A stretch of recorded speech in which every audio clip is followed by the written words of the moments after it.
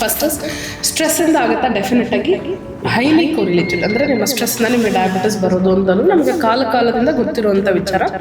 ಆದರೆ ಸ್ಟ್ರೆಸ್, ಈಗ ನಾನು ಫಾರ್ ಎಕ್ಸಾಂಪಲ್ ಯಾರಿಗಾದ್ರೂ ಒಬ್ಬರು ನಂಗೆ ತುಂಬ ಸ್ಟ್ರೆಸ್ ಇದೆ ಅಂತಂದರೆ ಆ ಸ್ಟ್ರೆಸ್ಸನ್ನು ಬಿಟ್ಟು ನನ್ನಿಂದ ಬದುಕಲಿಕ್ಕೆ ಸಾಧ್ಯನಾ? ಎಲ್ಲರಿಗೂ ಆ ಒಂದು ಲಕ್ಸುರಿ ಇರೋದಿಲ್ಲ. It's not about jeans, it is about your life style. Okay, so ಅಪ್ಪ ಅಮ್ಮನಿಗಿರಲಿ, ಅಜಿತ್ ಅಜ್ಜನಿಗಿರಲಿ, ಅವ್ರನ್ನ ಬೈಯೋದು ಸಾಕು, ನಿಮ್ಮಿಂದನೇ ಬಂತು ಅಂತ ಹೇಳುವಂಥದ್ದು ಸಾಕು. ಹಾಗೆ ನಿಮಗಿಲ್ಲ ಅಂತ ಹೇಳಿ ನಾನು ರಾಜಾರೋಷವಾಗಿ ಏನು ಬೇಕೋ ತಿಂತೀನಿ, ಹೇಗೆ ಬೇಕೋ ಇರ್ತೀನಿ ಅನ್ನುವಂಥದ್ದು ಬೇಡ. 90% ಆಫ್ ಎಂಟೈರಿ ಡಯಾಬಿಟಿಸ್ ರಿವರ್ಸಲ್ ಇರುವಂಥವ್ರು ಫುಡ್ ಅನ್ನುವಂಥ ಒಂದೇ ವಿಚಾರವನ್ನು ತಗೊಂಡು ಮುಂದೆ ಹೋಗಿ ಅದರಲ್ಲೇ ತೋರಿಸ್ಬಿಟ್ಟಿದ್ದಾರೆ. ಡಯಾಬಿಟಿಸ್ನ ರಿವರ್ಸು ಮಾಡ್ಬೋದು, ಕಂಟ್ರೋಲ್ ಮಾಡೋದೆಲ್ಲ ಮಾಡ್ಬೋದು. ಓಕೆ, ಆ್ಯಂಡ್ ಇದರಲ್ಲಂತೂ ನಾವು we almost take a life or death decisions ಎಷ್ಟೊಂದು ಸಲ ತಗೊಳ್ತೀವಿ. ಅಂಥದ್ದನ್ನು ಅವ್ರ ಪೇಷಂಟ್ ಹತ್ರ ಹೇಳೋವಂಥ ವಿಚಾರ ಬರುತ್ತೆ. ಸೊ ಇಂಥ ಮೊಮೆಂಟ್ಸಲ್ಲಿ ನಮಗೆ ಸೈಕಾಲಜಿ ನಮಗೆ ಗೊತ್ತಿಲ್ಲ ಅಂತಂದರೆ we might be dealing very mechanically. ಅಲ್ಲ,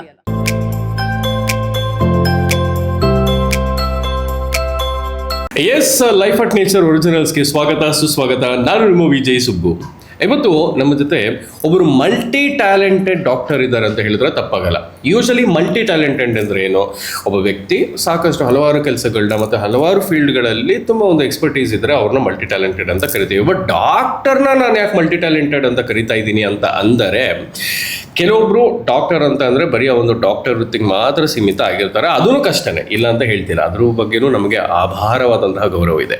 ಬಟ್ ಇವತ್ತು ನಾನು ನಿಮಗೆ ಇಂಟ್ರೊಡ್ಯೂಸ್ ಮಾಡೋಕ್ಕೆ ಹೊರಟಿರುವಂತಹ ವ್ಯಕ್ತಿ ಡಾಕ್ಟರ್ ಅನ್ನೊಂದು ಫೀಲ್ಡಲ್ಲೇ ಮಲ್ಟಿ ಟ್ಯಾಲೆಂಟೆಡ್ ಅಂತ ಹೇಳಿದ್ರೆ ತಪ್ಪಾಗಲ್ಲ. ಬಿಕಾಸ್ ಇವರು MBBS ಅಷ್ಟೇ ಅಲ್ಲದೇನೆ, MHA ಅಷ್ಟೇ ಅಲ್ಲಿದ್ದಾರೆ, MSc ಇನ್ ಸೈಕಾಲಜಿ ಅಷ್ಟೇ ಅಲ್ಲದೇನೆ, ಪೋಸ್ಟ್ ಗ್ರಾಜ್ಯುಯೇಷನ್ ಡಿಪ್ಲೊಮೊ ಇನ್ ಡಯಾಬಟಾಲಜಿಸ್ಟ್ ಅಷ್ಟೇ ಅಲ್ಲದೇನೆ ಸಾಕಷ್ಟು ಸ್ಟಡೀಸ್ನ ಮಾಡಿ, ಆ್ಯಂಡ್ ಇವರು ಆಂಟ್ರಪ್ರನರ್ ಕೂಡ ಹೌದು.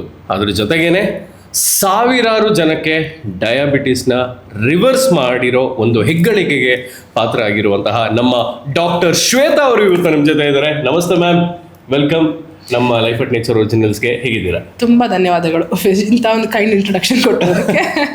ತುಂಬ ಚೆನ್ನಾಗಿದ್ದೀನಿ, thank you so much for this opportunity. Super. ಮೊದಲನೇದಾಗಿ ಮ್ಯಾಮ್, ಪೇಷನ್ಸ್ ಎಲ್ಲಿಂದ ಒಂದು ಇಷ್ಟೊಂದೆಲ್ಲ ಓದಲಿಕ್ಕೆ ಅಂತ? ಇನ್ನೂ ಆಸೆ ಇದೆ, ಇನ್ನೂ ಓದ್ತಾನೆ ಇರಬೇಕು. ಪ್ರತಿ ಸಲ ಏನೋ ಒಂದು ಹೊಸ ಕೋರ್ಸ್ ಅಥವಾ ಏನೋ ಒಂದು ಹೊಸದನ್ನ ಮಾಡಿದಾಗ ನಿಮ್ಮ ಬ್ರೈನ್ ಎಕ್ಸ್ಪ್ಯಾಂಡ್ ಆಗ್ತಾ ಹೋಗುತ್ತಲ್ಲ, ಸೊ ಪಾಸಿಬಿಲಿಟೀಸ್ ಜಾಸ್ತಿ ಅಂತ ಅನ್ಸುತ್ತೆ. ಇಷ್ಟೇ ರಿಸ್ಟ್ರಿಕ್ಟ್ ಆಗಬೇಕು ಅಂತ ಅನ್ಸೋದಿಲ್ಲ, ಒಂದನ್ನು ಇನ್ನೂ 4 ಥರ ಮಾಡ್ಬೋದು ಅಂತ ಅನ್ಸುತ್ತಲ್ಲ. So that is kind of a kick to go to the next ಇದಕ್ಕೆ. ಓಕೆ, MBBS ಓಕೆ, ಅದ್ರ ಜೊತೆ ನೀವು MHA ಕೂಡ ಮಾಡಿದ್ರ. ಸೊ ಇದ್ರ ಮಧ್ಯೆ ಸೈಕಾಲಜಿ ಕೂಡ ಬಂದಿದೆ. ಸೈಕಾಲಜಿ ಯಾಕೆ ಬಂತು ಅಂತ? ಒಂದೇನೆಂದರೆ MBBS typical MBBS is 4.5 to 5.5 years along with the internship if you take it. But ಆ 5.5 yearsಲ್ಲಿ ಈಗ ಸ್ವಲ್ಪ ಎಲೆಕ್ಟಿವ್ ಸಬ್ಜೆಕ್ಟ್ಸ್ ಅಂತ ಬಂದಿದೆ. ನಾನು ಮಾಡಬೇಕಾದ್ರೆ completely it was about human body. Okay, anatomy ಇರ್ಬೋದು, ನಮ್ಮ ಒಳಗಡೆ ಸ್ಟ್ರಕ್ಚರ್ಸ್ ಹೇಗಿದೆ, ನಮ್ಮ ಫಂಕ್ಷನ್ಸ್ ಹೇಗಿದೆ ಅಂತ ಅನ್ನೋದು. But literally we are not speaking anything about the mind. ಮನಸ್ಸಿನ ಬಗ್ಗೆ ಮಾತಾಡ್ತಾನೆ ಇಲ್ಲ. ನಿಮಗೆ ಇನ್ನೊಂದು ಕೆಲವೊಂದು ಏನೋ ಆಲ್ಟರ್ನೇಟಿವ್ ಸಿಸ್ಟಮ್ಸಲ್ಲಿ ಈಗ ಮಗುಗೆ ಅಮ್ಮನ್ನ ಬಿಟ್ಟಿದ್ದಾಗ ಫೀವರ್ ಬರುತ್ತೆ, ಸಡನ್ನಾಗಿ ನಾವು ಊರಿಗೆ ಹೋದ್ರು ಅಥವಾ ಇನ್ನೊಂದೇನೋ, ಇದನ್ನು ನಾವು ಬಂದ್ಬಿಟ್ಟು ಸೈಕಾಲಜಿಕಲ್ ಫೀವರ್ ಅಂತ, ಇದು ಸೈಕಾಲಜಿಕಲ್ ಫೀವರ್ ಅಂತಲೇ ಒಂದು ಕ್ಲಾಸಿಫಿಕೇಶನ್ ಇದೆ. ಹಾಗೆ ಅದಕ್ಕೆ ಟ್ರೀಟ್ಮೆಂಟ್ ಸಹ ಇದೆ, ಸೈಕಾಲಜಿಕಲ್ ಫೀವರ್ ಅಂತ ಬೇರೆ ಸ್ಟ್ರೀಮ್ಸಲ್ಲಿ. ಬಟ್ ನಮ್ಮ ಇದರಲ್ಲಿ ಏನು ಅಂತಂದರೆ ಆ ಸೈಕಾಲಜಿ ಅನ್ನೋದಕ್ಕೆ ನಾವು ತುಂಬ ಲೀಸ್ಟ್ ಇಂಪಾರ್ಟೆನ್ಸ್ ಕೊಡೋವಂಥ ವಿಚಾರ. ಸೊ ಇದು ಯಾವಾಗ ನನಗೆ ಪ್ರಾಕ್ಟೀಸ್ ಮಾಡಬೇಕಾದ್ರೆ ನನಗೆ ಇದು ತುಂಬ ಒಂಥರ ಏನೋ, ಈ ಪೇಷಂಟ್ ಬೇರೆ ಥರ ನಮ್ಮ ಹತ್ರ ಒಂದು ವಿಚಾರ ಹೇಳ್ತಾರೆ, ಬೇರೆ ಡಾಕ್ಟರ್ ಹತ್ರ ಇನ್ನೊಂದು ವಿಚಾರ ಹೇಳ್ತಾರೆ. ಯಾವ ಡಾಕ್ಟರ್ ಹತ್ರ ತುಂಬ ಜಾಸ್ತಿ ಕಂಫರ್ಟಬಲ್ ಅಲ್ಲಿ ಎಲ್ಲವನ್ನೂ ಶೇರ್ ಮಾಡ್ಕೊಳ್ತಾರೆ, ಯಾವ ಡಾಕ್ಟರ್ ಹತ್ರ ಕಂಫರ್ಟಬಲ್ ಇಲ್ಲೋ 4 ಮಾತು. ತುಂಬ ಯಾವುದು ಸೀರಿಯಸ್ ಪ್ರಾಬ್ಲಮ್, ಈಗ ನಂಗೆ ತುಂಬ ಕಾಲು ನೋವು ತುಂಬ ಸೀರಿಯಸ್ ಅಂದರೆ ಅದನ್ನು ಮಾತ್ರ ಶೇರ್ ಮಾಡ್ತಾರೆ, ಇಲ್ಲ ತಲೆನೋವು ತುಂಬ ಸೀರಿಯಸ್ ಅಷ್ಟು ಮಾತ್ರ ಹೇಳ್ತಾರೆ. ಬಿಟ್ಟರೆ ಕಾಲು ನೋವು ಯಾಕೆ ಬಂತು ನನಗೆ, ಅಥವಾ ನಾನು ಇದನ್ನು ಮಾಡ್ಲಿಕ್ಕೆ ಹೋದೆ, ಅಲ್ಲಿ ಬಿದ್ದೋದೆ, ಅದರಿಂದ ಕಾಲು ನೋವು ಬಂತು, ಈ ಡೀಟೇಲ್ಸ್ ನಿಮಗೆ ಕೊಡಬೇಕು ಅಂತಂತಂದ್ರು ಒಂದೊಂದು ಡಾಕ್ಟರ್ ಹತ್ರ ಅದೇ ಪೇಷಂಟ್ ಬೇರೆ ಬೇರೆ ಥರ ಮಾತಾಡ್ತಿದ್ರು. ಸೊ ಇದನ್ನೆಲ್ಲ ಏನೋ ಗಮನಿಸಿದಾಗ ಏನು ಮಿಸ್ ಆಗ್ತಿದೆ ಅಂತ ಯೋಚನೆ ಮಾಡಿ ಆಗ ನನಗೆ ಸೈಕಾಲಜಿ ಮೇಲೆ ಇಂಟ್ರೆಸ್ಟ್ ಬಂದು, ಈ ಥರ ಮನುಷ್ಯನ ನಾವು ಇಷ್ಟೆಲ್ಲ ಏನೋ ಡೈಲಿ ಬೆಳಗ್ಗೆ ರಾತ್ರಿ ನಾವು ಮನುಷ್ಯರನ್ನೇ ನೋಡಬೇಕು, ಅವ್ರ ಹತ್ರನೇ ಮಾತಾಡಬೇಕು, ಅವ್ರ ಹತ್ರ ವಿಚಾರಗಳನ್ನ ತಿಳ್ಕೊಬೇಕು. ಆದರೆ ಅವರ ಮನಸ್ಸಿನ ಬಗ್ಗೆ ಎಷ್ಟು ಎಫೆಕ್ಟ್ ಇರುತ್ತೆ ನಮಗೆ ಗೊತ್ತಲ್ಲ. ನಮ್ಮ ಮನಸ್ಸಿಗೆ ಒಂದು ಏನೋ ಬ್ಯಾಡ್ ಡೇ ಅಲ್ಲಿ ನಾವು ಬಿಹೇವ್ ಮಾಡೋದು ಬೇರೆ ಥರ, ಒಂದು ಸಣ್ಣ ಜೋಕ್ ಹೇಳಿದ್ರು ಇರಿಟೇಟ್ ಆಗುತ್ತೆ. ಅದೇ ಒಳ್ಳೆದಿಂದ ನಾವು ಅದಕ್ಕಿಂತ 4ರಷ್ಟು ಬೇರೆಯವ್ರಿಗೆ ಜೋಕ್ ಮಾಡಿರ್ತೀವಿ. ಎಕ್ಸಾಕ್ಟ್ಲಿ. ಸೊ ಇಷ್ಟೆಲ್ಲ ನಮ್ಮಲ್ಲೇ ಚೇಂಜಸ್ ಇರಬೇಕಾದ್ರೆ ಅದನ್ನು ನಾವು ಓದ್ತಾ ಇಲ್ಲ.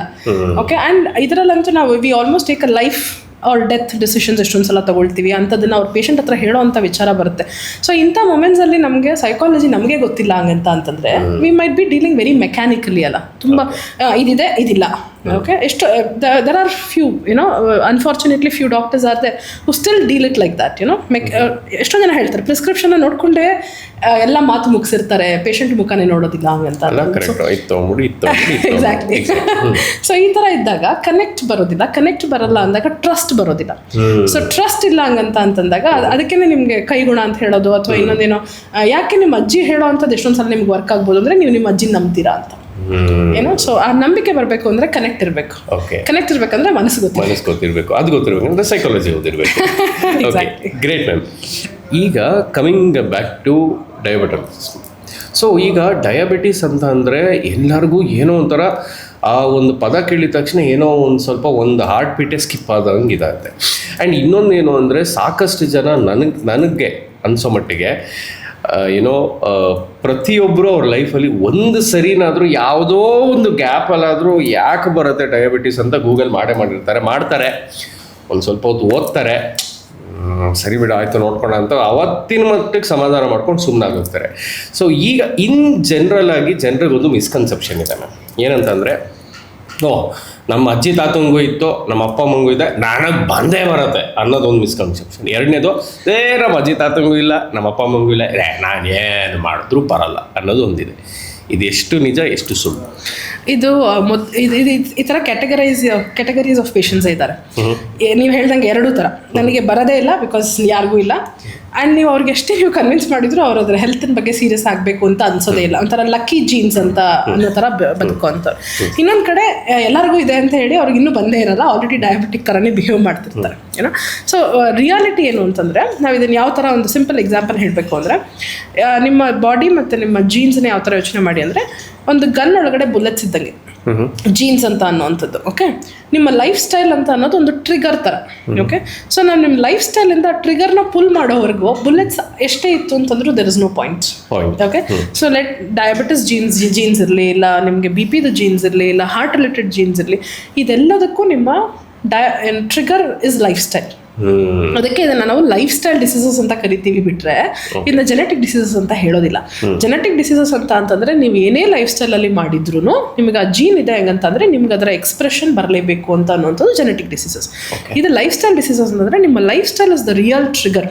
ಸೊ ಈಗಿನ ಕಾಲದಲ್ಲಿ ನಾವು ಜೆನೆಟಿಕ್ ಅಂತ ಯೋಚನೆ ಮಾಡ್ಲಿಕ್ಕೆ ಆಗದೆ ಇರೋ ಅಷ್ಟು ವ್ಯತ್ಯಾಸಗಳನ್ನು ನೋಡ್ತಾ ಇದ್ದೀವಿ. ಅಂದರೆ ಅಪ್ಪ ಮಗ ಇಬ್ಬರಿಗೂ ಶುಗರ್ ಇದೆ ಅಂತಾನೆ ಅನ್ಕೊಳ್ಳಿ. ಈಗ ಇನ್ನೂ ಸಿಂಪಲ್ ಆಗಿ ಹೇಳ್ಬೇಕಂದ್ರೆ ಅಪ್ಪನಿಗೂ ಶುಗರ್ ಇದೆ, ಮಗನಿಗೂ ಶುಗರ್ ಇದೆ. ಓಕೆ, 30 years ಡಿಫ್ರೆನ್ಸ್ ಒಂದು ಜನ್ರೇಷನ್ಗೆ ಅಪ್ರಾಕ್ಸಿಮೇಟ್ಲಿ.